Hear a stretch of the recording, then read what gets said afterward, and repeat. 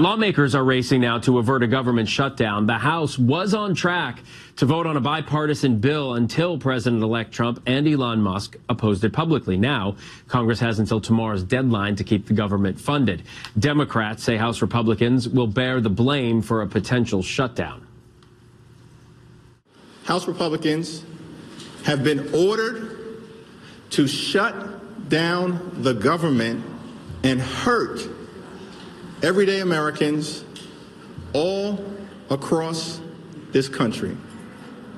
House Republicans will now own any harm that is visited upon the American people that results from a government shutdown or worse. An agreement is an agreement. It was bipartisan, and there is nothing more to say. All right, put a period right at the end of that. Let's bring in Democratic Whip Katherine Clark for more on this. Congresswoman, thanks so much for taking the time. We saw you in that video standing right next to Congressman Jeffries. Can Democrats really be free of blame? Usually it takes two to tango. We did see how this played out, though. But what are your thoughts on that? Good morning, Phil. And yes, here we are again. This is the sixth time that we have been on the verge of a government shutdown. But what is different about this time is that we had a negotiated deal, a bipartisan, bicameral deal that was focused on meeting the needs of the American people. And at the last minute, we had Elon Musk, an unelected but influential person to this incoming president, pull the rug out from under the people who need the government's help at this time. So we have once again seen the House GOP plunge us into chaos, take away the support that people need, all in furtherance of a plan that they have set forth, which is to cut Social Security, hike the cost of prescription drugs, and do nothing about reducing costs for American people, whether that's childcare or at the grocery store. So this is just beyond comprehension how at this late date, the majority in the House walks away from a deal they made and turns their back on the American people. So what happens next then? What's the latest on negotiations? Are lawmakers any closer to agreement? How does it even happen? You know, that is entirely in the GOP's court. What we have from them so far is radio silence. And that is unacceptable and should be unacceptable to every American who is counting on getting disaster aid, to our farmers who need to make sure that they are going to have the farm credits they need to be able to plant for the next season. The impacts of this shutdown, of walking away from this agreement, of at the holidays saying the American people don't matter. What matters is fulfilling the ego and filling the wallet of already the richest man in the world, Elon Musk, is outrageous. And so we are waiting, as we always have, with our hand out in bipartisanship, but we are not going to join them in turning our backs on the American people. We are going to fight for them, fight to bring governance and to their chaos, and make sure that we stand tall for people who need our support. As you know, President-elect Trump is now calling for the debt ceiling to be eliminated entirely. Democrats have supported that as an idea in the past. Is this an area, do you think, where there could be some bipartisanship?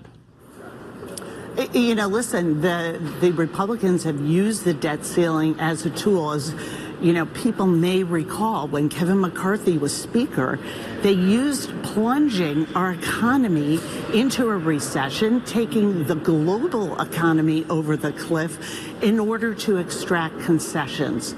We came to the table. President Biden came to the table and made those agreements. We have done that work with them because we are focused on making sure that working families at home have solutions from their government, that we are responsive to them. So what they are going to do with the debt ceiling at this last minute chaos they have injected into this process, we'll hear from them. But what we do know is that their plans are very focused on making the wealthier wealthier and not looking out for people who are trying to make ends meet, are trying to meet this time where housing costs are such a challenge, the cost of prescription drugs, small businesses trying to recover from disasters, our farmers, our communities hit by fire, hit by floods and hurricanes. That is where the GOP's focus should be. It is where Democrats are, and we are waiting to hear from them on what their plan is to make sure that the needs of the American people are met. Congresswoman, as you point out, we have been here before. The American people are seeing a deadline just days away. They're seeing what Elon Musk and President-elect Trump are putting out there publicly on social media. They're hearing you on our show right now. But at the end of the day, if there is a shutdown, people won't get paychecks. People who work for the government, military, what do you say to those folks right now about what they're facing just before the holidays? Yeah, that they should be outraged that we did what we are supposed to do. We came together, and let's go back a few steps in this process.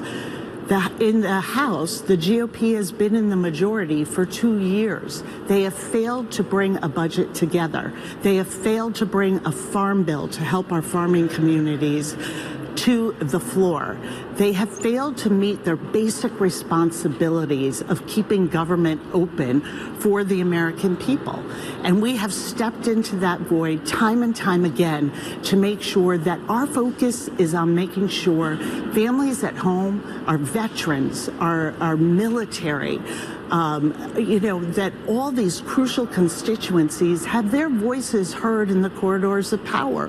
And what we're seeing from the GOP is they're listening to one voice, Elon Musk, who stands unelected, but also he stands to benefit greatly in his own personal wealth.